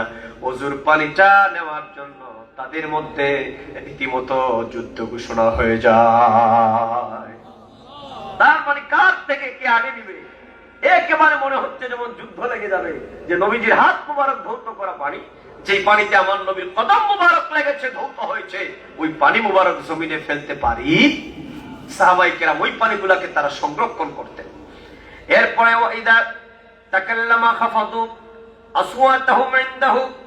আল্লাহর হাবিব যখন তাদের সামনে কথা বলেন, নবীজিকে সাহাবায়ে কেরাম কেমন সম্মান করেন তোমরা জানোনি।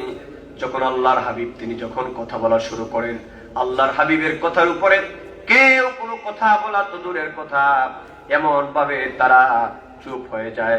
ওমা ইউহিদ্দুনা ইলাইহিন নাজরা তাযীমান লাহু ওমা ইউহিদ্দুনা নাজরা তাযীমান লাহু। আল্লাহর হাবিবের দিকে তারা অকপটে এক দৃষ্টিতে আদবের খেলাফ হয়ে যাবে এইরকম তারা তাকায় না, এমন ভাবে তারা তাকিয়ে থাকে অত্যন্ত বিনয়ের সাথে, যেন তাদের দৃষ্টিটা নবীজির কাছ থেকে তারা ফিরাতে পারে না। সুবহানাল্লাহ বলেন সুবহানাল্লাহ। তাহলে উরওয়া ইবনে মাসউদ আস-সাকাফি এই riwayat থেকে আমরা বুঝতে পেলাম যে সাহাবায়ে কেরাম নবীজি যখন ওযু মুবারক করতেন সেই পানি মুবারকটাকে বরকত মনে করে তারা ব্যবহার করতেন। কথা কোন ঠিক কিনা? নবীজির থুতু মুবারককে তারা বরকত মনে করে সেটা তাদের চেহারা মুবারক মুখমণ্ডলের মধ্যে তারা কি করতেন? মাসাহ করতেন। এই যদি হয় সাহাবায়ে কেরামদের তাজিম আমার নবীর প্রতি, তাহলে আমরা যারা উম্মত, আমরা যারা নবীকে দেখি নাই, অযুবক তাহলে বলো আমরা একটু নবীকে শুধু সালাম দেই, আমরা চুপ দিয়ে দেখি নাই, তাহলে বলো এটার মধ্যে কি বিদআত আর শিরকের কোনো নামগন্ধ আছে ভাই? নামগন্ধ নেই। সাহাবায়ে কেরাম করেছেন, আমরা নবীকে তো অতটুকু করতে পারবো না। আমরা নবীজিকে তাজিম আদায়ার্থে একটু নবীকে আমরা সালাম দেই, নারায়ে রিসালাতের স্লোগান দেই। অতএব আমরা যত জীবন বাঁচবো আমরা এইভাবে দিয়েই যাব, বলেন ইনশাআল্লাহ। এই মর্মে আল্লাহ পাক বলেছেন, বান্দা শুনে রাখো, ফাল্লাযীনা আমানু বিহি ওয়া'আসসারুহু ওয়া নাসারুহু ওয়াত্তাবাউন নূরাল্লাযী উনজিলা মা'হু উলাইকা হুমুল মুফলিহুন। আয়াতের সরল অনুবাদটা শোনায় দেই।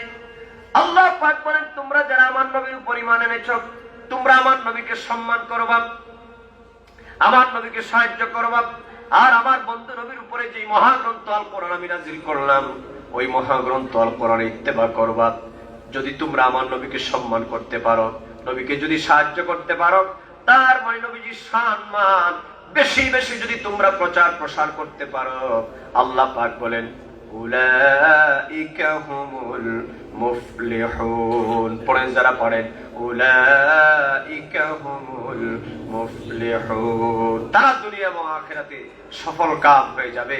সুবহানাল্লাহ, বড় করে বলেন সুবহানাল্লাহ। আমরা কি দুনিয়া এবং আখিরাতে সফলতা চাই? একটু যুবকেরা বলো না চাই। তাহলে নবীকে সম্মান করার দরকার আছে না নাই? নবীকে তাজিম করার প্রয়োজন আছে না নাই? নবীর সম্মান মর্যাদা বেশি বেশি বলার দরকার আছে না নাই? আল্লাহ পাক যেন আমাদেরকে কবুল করেন, সবাই পড়েন আমিন। শেষ কথা বলে দিচ্ছি, নবীজিকে আমরা যারা ভালোবাসি, ভালোবাসার কিছু সিম্পটম আছে, কিছু নিদর্শন আছে। মান আকসারা শাইআন মান আহাব্বা শাইআন আকসারা যিকরা, যে যাকে ভালোবাসে তার কথা বেশি বেশি কি কয়? বলে। তো আমরা যদি নবীকে ভালোবাসি তাহলে নবীজির প্রশংসা বেশি বেশি করার দরকার আছে না নাই? এজন্য আমার বাবাজিরা নবীর প্রশংসা বেশি বেশি করে করবেন। সম্ভব হলে আমার নবীজির সম্মানের কিছু বই পুস্তক বাড়িতে রাখবেন, নিজেও পড়বেন, আপনার স্ত্রী সন্তানদেরকেও পড়াবেন। যুবকেরা একটু পাঠ্যাভ্যাস গড়ে তুলবা, একটু পড়ালেখা করার চেষ্টা করবা, মাঝে মধ্যে নবীজির প্রশংসার কথাগুলো পড়বা। যদি সম্ভব না হয়, আমার নবীজির শান এবং মানের যে সমস্ত সুন্নি মাহফিল গুলা হবে, যেই মাহফিল গুলাতে নবীর শানের বিরোধিতা হয় না, যেই মাহফিল গুলাতে আল্লাহর ওলিদের বিরুদ্ধে হয় না, যেই মাহফিল গুলাতে কোরআনের প্রকৃত তাফসীর এবং ব্যাখ্যা হয়, ওই মাহফিল গুলাতে বসে যাবেন। কারণ ওইগুলো হচ্ছে জ্ঞানের মজলিস, ওইগুলাতেও বসলে পরে আল্লাহ পাক আপনার মাকাম বাড়ায় দিবে। আর তৃতীয় নম্বর যে কাজটা করবেন সেটা হলো, যত সময় পারেন ওযু সহকারে একটু আমার দয়াল নবীর উপর বেশি বেশি দুরূদ সালাম পড়বেন। কোন সুবহানাল্লাহ। আল্লাহর হাবিবের উপর দুরূদ শরীফ পড়বেন। ও যুবক, তোমাদের জন্য বলে দে, বহু যুবকেরা বলে হুজুর আমার তো চাকরি হচ্ছে না, অনার্স করলাম, মাস্টার ডিগ্রি করলাম, বিশ্ববিদ্যালয় থেকে পাশ করলাম, আমার ব্যবসা বাণিজ্যে বরকত হচ্ছে না, আমার বিবাহ শাদী হচ্ছে না, এই পৃথিবীর মধ্যে আমার অভাব অনটন দূর হচ্ছে না। বহু যুবকেরা আমাদেরকে বলে, ও মুরব্বী বাবাজিরা, অনেক মুরব্বী বাবারাও বলে হুজুর ছেলে সন্তান নিয়ে বড় বিপদে আছি, মেয়েদেরকে নিয়ে পেরেশানিতে আছি, কিভাবে বিবাহ শাদী দিব, কন্যা দায়গ্রস্ত বহু বাবারা আছেন, আবার ছেলেটা বিদেশের বাড়িতে গিয়েছে, অনেক সমস্যার মধ্যে আছে। মনে রাখবেন, পৃথিবীতে আল্লাহ পাকের কোন বান্দা যদি আমার দয়াল নবীজির দুরূদ ও সালাম পড়ে, ও দুনিয়ার মানব সম্প্রদায়, পৃথিবীর অন্য কোন ইবাদত কবুল হতে পারে, না হতে পারে, তার কোন নিশ্চয়তা নাই, গ্যারান্টি নাই, কিন্তু পৃথিবীর মধ্যে একটা মাত্র ইবাদত যেটা কবুলিয়তের বেলায় কোনো সন্দেহ নাই, সেটা হলো আমার দয়াল নবী, আমার নূর নবী, হায়াতুন নবী, আমার দয়াল নবী, শাফাতের কান্ডারি নবীর উপর দুরূদ ও সালাম। যত বেশি আমার নবীর উপর দুরূদ শরীফ পড়বেন, আল্লাহ পাক আপনার অসংখ্য গণিত হাজত তিনি পূরণ করে দিবেন। দুনিয়ার জীবনকে আল্লাহ সহজ এবং সমৃদ্ধময় করে দিবেন। কোন সুবহানাল্লাহ, আওয়াজ দিয়ে বলেন ইয়া রাসূলুল্লাহ। তাহলে বলেন, নবীজির উপর বেশি বেশি দুরূদ শরীফ পড়ার প্রয়োজন আছে না নাই? আলেম ভাইরা আছেন এখানে। নবম শতকের মুজাদ্দিদ আল্লামা ইমাম জালালুল মিল্লাত ওয়াদ-দ্বীন, নবম শতকের রিফর্মার যিনি, সংস্কারক যিনি, আল্লামা ইমাম জালালউদ্দিন আসিয়ুতী রাহমাতুল্লাহ আলাইহি, নাম আপনারা শুনেছেন? শুনেছেন আপনারা? যিনি আমার নবীজির 2 লক্ষ হাদিসের হাফেজ ছিলেন, যিনি আমার দয়াল নবীকে 75 বার জাগ্রত অবস্থায় আমার নবীর দিদার লাভ করেছিলেন, তিনি হচ্ছেন কি? জালালউদ্দিন জালালউদ্দিন সুয়ুতী 75 বার দেখল নবীজি। বলো, জালালউদ্দিন সুয়ুতী 75 বার দেখল নবীজি। এতবার দেখিয়া নবী, এতবার দেখিয়া নবী, তৃপ্তি যে তার হলো না। মদিনা মদিনা আশিক মুমিনের ঠিকানা, বলো না মদিনা মদিনা আশিক মুমিনের।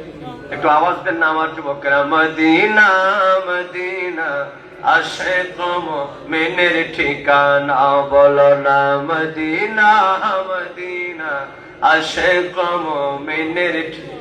দিদার চেয়ে কাঁদো তোমরা, ও না নবীর দেওয়ানা। মদিনা মদিনা আশিক মুমিনের ঠিকানা, বলো না মদিনা মদিনা। নবীর শ্রেষ্ঠ সাহাবী হযরত আবু বকর সিদ্দিকী, বলো নবীর শ্রেষ্ঠ সাহাবী হযরত আবু বকর সিদ্দিকী।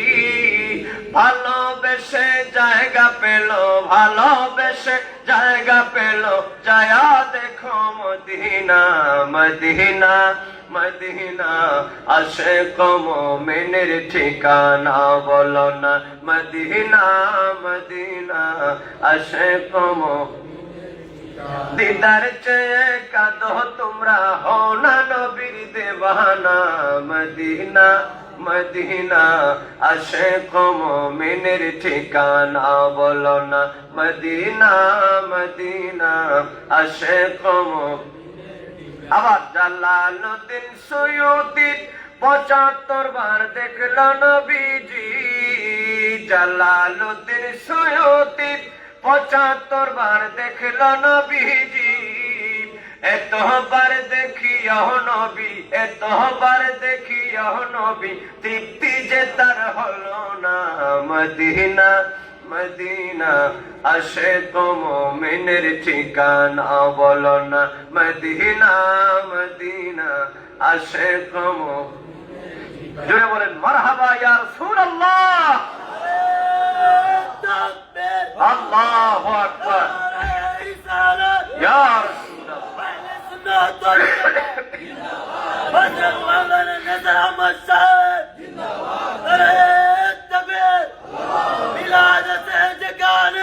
আমরা আছি সেখানে, মিলাদ কিয়াম যেখানে। জোরে বলেন মারহাবা ইয়া রাসূলুল্লাহ। তো সেই ইমাম জালালুল মিল্লাত ওয়াদ-দ্বীন, ইমাম জালালউদ্দিন আসিয়ুতী রাহমাতুল্লাহ আলাইহির একখানা কিতাব আছে আল হাবিলিল ফতোয়া। সেখানে তিনি উল্লেখ করেছেন, যদি আল্লাহর কোন মায়ার বান্দা প্রতি জুমাবার রাতে জুমার রাত মানে কি? বৃহস্পতিবার সূর্যোদয়ের পর থেকে শুক্রবার সূর্যাস্ত পর্যন্ত, বুঝতেছেন? ইংরেজি ইসাই হিসাব মতে যেটা আমরা AM আর PM, যেটা 8 মিডিয়াম আর 5 মিডিয়াম বলি, এটা হচ্ছে আমাদের ইংরেজি হিসাব মানে রাত 12টার পরে কি হয়? ওই দিনটা ক্লোজড হয়। কিন্তু আরবি হিসাব মোতাবেক কি হয়? সূর্যোদয়ের পরে ওই কি হয়ে যায়? দিনটা শুরু হয়ে যায়। তার মানে বৃহস্পতিবার সূর্যাস্তের পর থেকেই জুমার রাত শুরু হয়ে যায়। যুবককে মনে রাখবো, আরেকটা আমলের কথা বলে দেই। জীবনে যদি আল্লাহর দরবার থেকে কোনো কিছু অর্জন করতে চাও, মর্যাদা লাভ করতে চাও, জুমার রাতটাকে বেশি গুরুত্ব দিবা। জুমার রাতকে গনিমত মনে করবারে যুবক, সাবধান, খবরদার বলে দেই, হেলায় হেলায় জুমার রাত গুলাকে, জুমার দিন গুলাকে কাটায় দিবা না। কারণ কি জানুনি? আল্লাহর হাবিব বলেছেন, গো আমার উম্মত, এই জুমার রাতে আল্লাহ পাক আমার সাথে ওয়াদা করেছেন, আমার কোন উম্মতের দোয়া আল্লাহ জুমার রাতে খালি ফেরত দেন না। এজন্য জুমার রাতে আল্লাহর দরবারে বেশি বেশি করে চাইবেন, জুমার দিনে চাইবেন। আর আল্লাহর হাবিব তো বলেছেন, জুমার দিনে এমন একটা সময় আছে যেই সময় আল্লাহ পাকের দরবারে দোয়া কবুল হয়ে যায়। তো ইমাম জালালুল মিল্লাত ওয়াদ্দিন ইমাম সুয়ুতী বর্ণনা করেছেন, ওই জুমার রাতে আল্লাহর কোন বান্দা যদি, আমার দয়াল নবীর কোন উম্মত যদি আমার নবী নূর নবী হায়াতুন নবীর উপরে 100 বার দুরূদ শরীফ পড়ে, কতবার? সকলে বলেন কতবার? ইমাম সুয়ুতী বর্ণনা করেছেন, যদি কোনো ব্যক্তি 100 বার দুরূদ শরীফ পড়ে, ইমাম জালালউদ্দিন সুয়ুতী সহিহ সনদে তিনি বর্ণনা করেছেন যে আল্লাহ ওই ব্যক্তির 100 হাজত তিনি তার নিজ জিম্মায় পূরণ করে দিবেন। এর মধ্যে 30টা হচ্ছে দুনিয়া আর 70টা হচ্ছে পরকালের। দুনিয়ার চাইতে পরকালের হাজত বেশি, কথা কোন ঠিক কিনা? হাসরের ময়দানে সূর্যের তাপ থেকে বাঁচা এটা হাজত। হাসরের ময়দানে পুলসিরাত বৃদ্ধির গতিতে পার হওয়া সেটা হাজত। আমার নবীজির হাত মুবারক থেকে হাউজে কাউসারের পেয়ালা দিয়ে পানি পান করা সেটা হাজত। বিনা হিসাবে জান্নাত পাওয়া হাজত। আল্লাহ নবীজির বদৌলতে ওইগুলা পূরণ করে দিবেন। আর দুনিয়াতে তোমার খাবারের প্রয়োজন, টাকার প্রয়োজন, ধন দৌলতের প্রয়োজন। যুবককে বিশ্বাস করো, দুনিয়ার কেউ তোমাকে দিতে পারবে না। কোন নেতার পিছে ছুটতেছো, নেতারই ঠিক ঠিকানা নাই, তোমারে আবার কি দিবে? কথা বলো ঠিক কিনা? অতএব তোমরা ঈমানকে মজবুত করো যুবক। আমার কলেজ বিশ্ববিদ্যালয়ের যুবকেরা, মহব্বতের সাথে ঈমানি আওয়াজ দাও, দেওয়ার মালিক নেতা না আল্লাহ। আসতে বললা কেন? আওয়াজ দিয়ে বলো, দেওয়ার মালিক কি নেতা না আল্লাহ? তাহলে গোলামি হবে কার? বলেন আল্লাহ। কথা বলেন, গোলামি হবে কার? আমার আল্লাহ এবং দয়াল নবী মুহাম্মদুর রাসূলুল্লাহ সাল্লাল্লাহু আলাইহি ওয়াসাল্লাম। এইজন্য যুবকেরা, দুনিয়াতে তোমার অসংখ্য প্রয়োজন আছে। ভালো খাবারের প্রয়োজন, ভালো কাপড় চোপড় পরার প্রয়োজন, ভালো চাকরির প্রয়োজন, ভালো রিজেকের প্রয়োজন।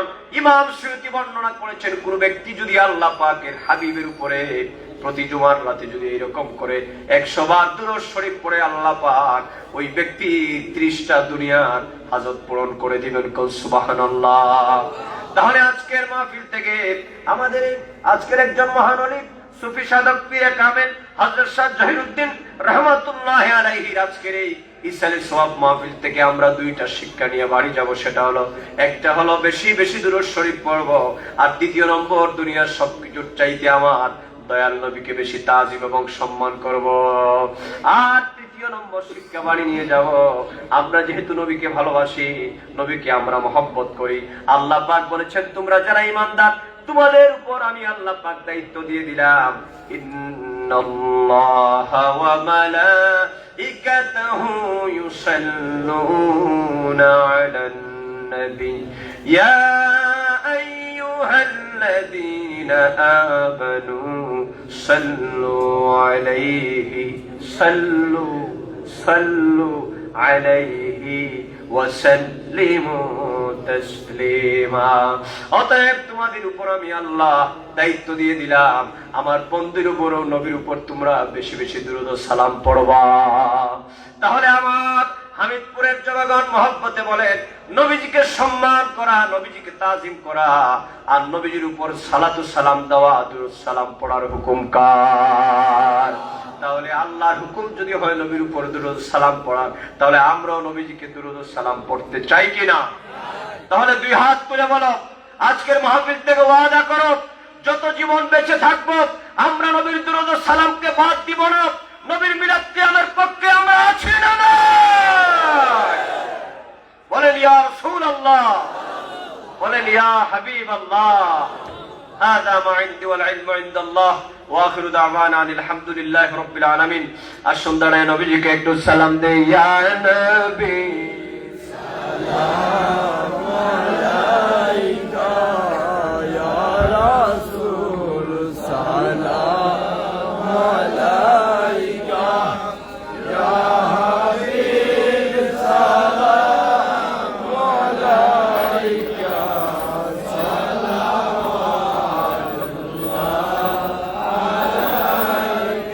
আমরা যে গোলাম সকলে মিলিত মিলাদ মাহফিল কিয়াম ডাকি আপনাকে আশা যে পাব মরণে। ইয়া নবী সালাম আলাইকা, ইয়া রাসূল। প্রাণ ভরে বলেন, প্রাণ ভরে বলেন। ইয়া হাবিব সালাম আলাইকা, সালাওয়াতুল্লাহ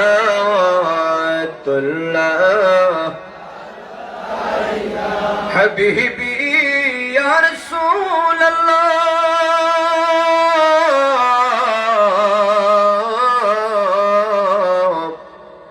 আওকা ইয়া হাবিবাল্লাহ, ওসিলা আপনাকে নিয়া কান্দিলেন আদম হাওয়া, খোদারি হইল দয়া করিলেন কবুল দুআ। ইয়া নবী সালাম আলাইকা, ইয়া রাসূল সালাম আলাইকা, ইয়া হাবিব সালাম আলাইকা, সালাওয়াতুল্লাহ।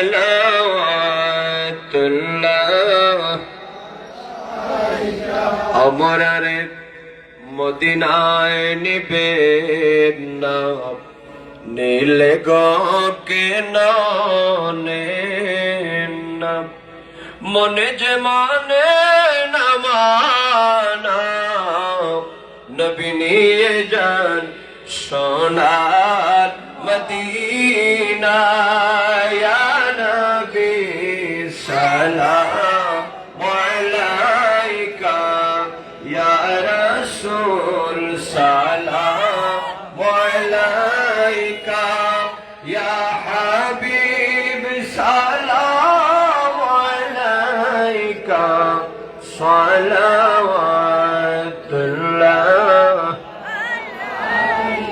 হাবিবি ইয়া রাসূলাল্লাহ।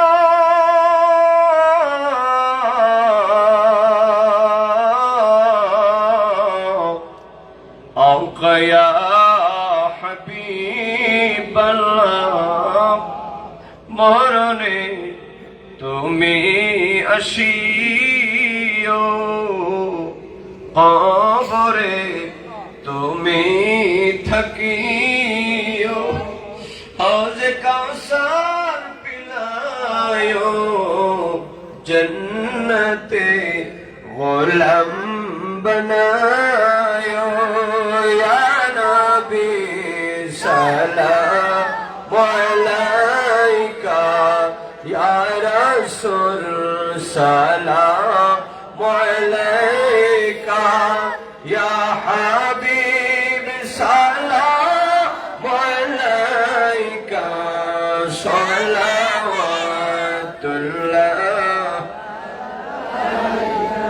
नबी तुम होते যে হবে দূর, ইমান আমল হবে চূর্ণ চূর, মোদের নিয়োগ মদিনায়, নবী তুমি ছাড়া মোরা অসহায়। ইয়া নবী